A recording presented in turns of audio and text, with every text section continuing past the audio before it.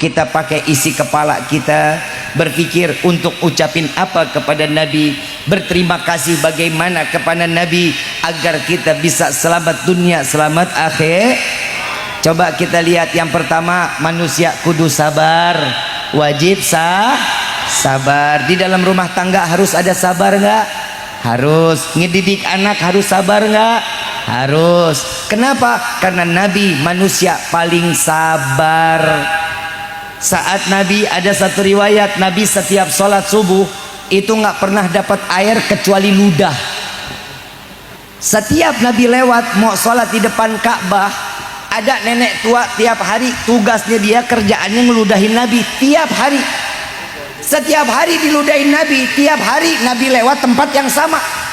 Setiap habis diludahin dilap sama Nabi, didoain semoga Allah limpahkan keberkahan kepadamu. Tiap selesai diludahin pasti didoain. Saya nggak kebayang kalau katanya orang Tegal, Wirangrong, kalau ada tetangga begitu kita lagi mau sholat diludahin, kita apain tuh tetangga? Apa? Ada yang bilang kepret, ada yang bilang jorokin. Nabi enggak. Dan kalaupun kita nggak ngebales, pastinya saya nggak mau lewat situ, ntar ketemu tuh nenek diludahin lagi, muter jalannya. Tapi Nabi enggak, Nabi datengin, tapi tiap hari makin dekat, makin dideketin lagi. Sahabat nanya, ya Rasulullah, orang mah kalau udah diludahin mah jalannya minggir, makin jauh, ini kenapa ngedeket? Wahai sahabatku, jika aku menjauh maka hajat ibu tersebut tidak terpenuhi. Barang siapa aku tidak menjalankan setiap hajat yang mereka jalankan untuk niatnya kepadaku, maka aku takut berdosa karena aku menggagalkan hajatnya. Lihat Nabi diludahin masih ngabulin hajat orang. Makin hari makin dekat. Kenapa makin dideketin ya Rasulullah? Agar ini ibu kalau ngeludahin saya nggak pakai tenaga, biar dekat. Kalau dia ngeludahin saya jauh, dia pakai tenaga, terus dia terjatuh, maka saya akan tertimpa dosa, kata Nabi. Subhanallah, 1 hari, 2 hari, 3 hari Nabi nggak pernah diludahin. Dicari sama Nabi. Sahabatku, lihat nggak nenek-nenek yang biasa di sini? Lihat ya Rasulullah, kemana? Sakit ya Rasulullah yang saya dengar. Di mana rumahnya? Anterin, dianterin. Begitu Nabi ngelihat rumahnya kotor, ini nenek lagi tidur, dibersihin rumahnya, disapuin rumahnya. Ngelihat ini nenek sakit lagi tertidur, Nabi ke pasar beli roti, beli manisan, dibawa ke hadapan ini nenek. Sampai ini nenek bangun, ngelihat Nabi bilang apa? Muhammad, ngapain kau datang? Apakah kau ingin membalas dendam kepadaku? Apakah kau ingin membunuhku? Enggak wahai ibuku. Ini jawaban Nabi. Tidak wahai ibuku, saya datang karena mendengar engkau sakit, maka aku bawakan makanan. Maka wahai ibu, makanlah makanan ini agar engkau sehat kembali, sehingga engkau besok dapat meludahi aku kembali, kata Nabi SAW.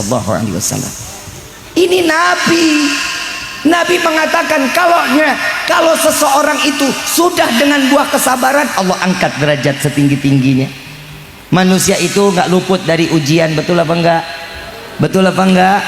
Waktu itu corona, pernah dengar nggak corona? Ujian apa musibah?